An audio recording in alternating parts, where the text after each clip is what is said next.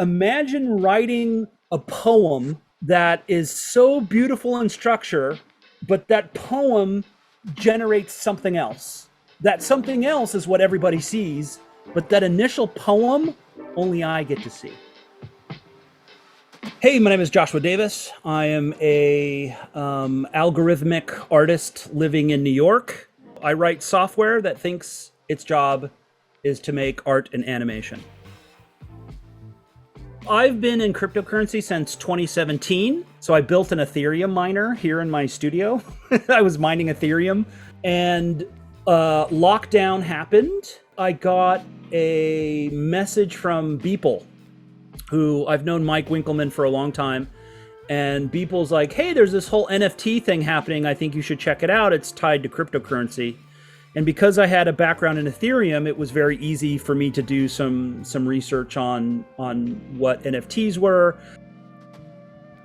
So many people are focused on the financial aspect of NFTs, and that is like the least thing that I'm interested in. I mean, I'm grateful for it, don't get me wrong. For me, the most interesting part about this is preservation. This idea that, you know, I've got 26 years worth of digital artwork that I could use the blockchain to potentially preserve that work for the next 200 years. I'm not using AI specifically. So what I'm doing is I'm saying I can write a piece of programming that simulates kind of what AI would be doing in terms of decision making, how it makes certain strokes, how it picks certain colors. Like I'm programming a AI-like environment to create the work. And so what's fascinating about that is I've written the program, but I don't know what the program's going to do.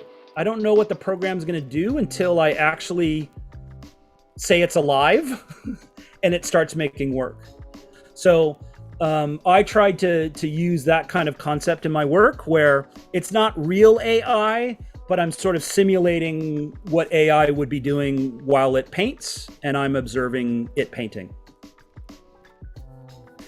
Yeah, so the way that I create my work is very compartmentalized. So I'll say, okay, here's how you make decisions about color, but I'm providing the types of color choices it can make. So it's not like I'm handing it a box of, you know, crayons and saying, you can pick any color. No, I'm being very selective, saying like, here are crayons, but I'm only giving you 11 crayons.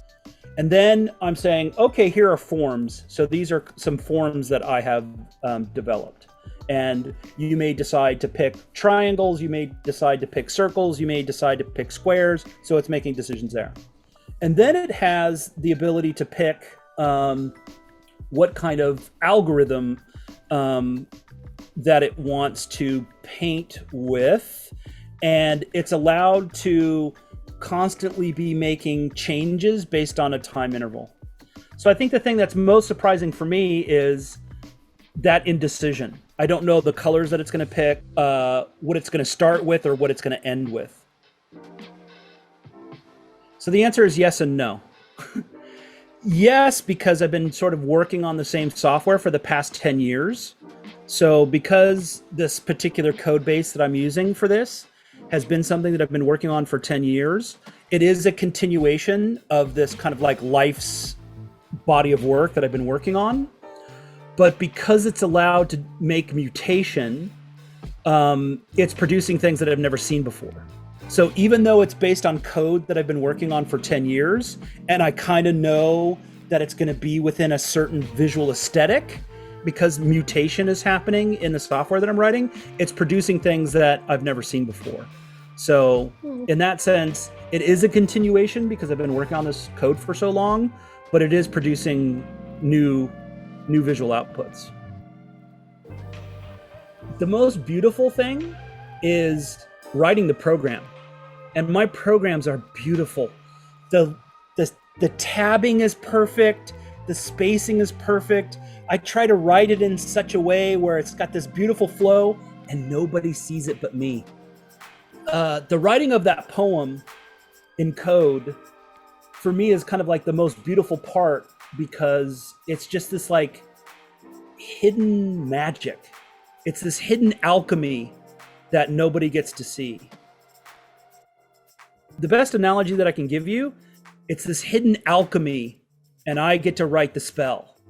And I then cast the spell, and then the spell makes the magic that you get to see, but you don't get to see me cast the spell. The other aspect is what I call, we call it number hunting.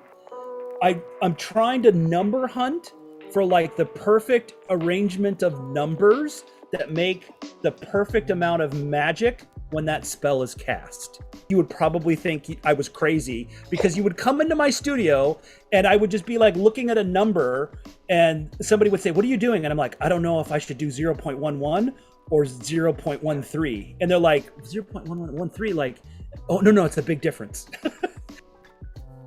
The big thing that's evolved for me is the ability to do animation. And that's because way back when I started writing software, we didn't have GPUs, so I could never animate my work.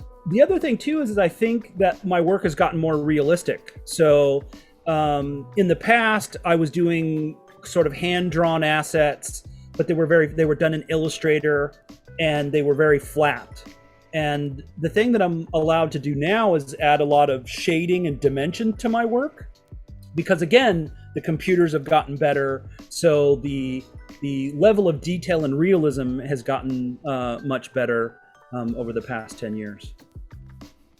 The sad thing, obviously, is the pandemic. So what I'm really looking forward to is us being able to get back into public space and being able to experience things in public space, because that's what I'm really good at, is using people as inputs. I also like the idea that this algorithm has the possibility of casting a spell and creating magic, but you have to be present in order for that to happen.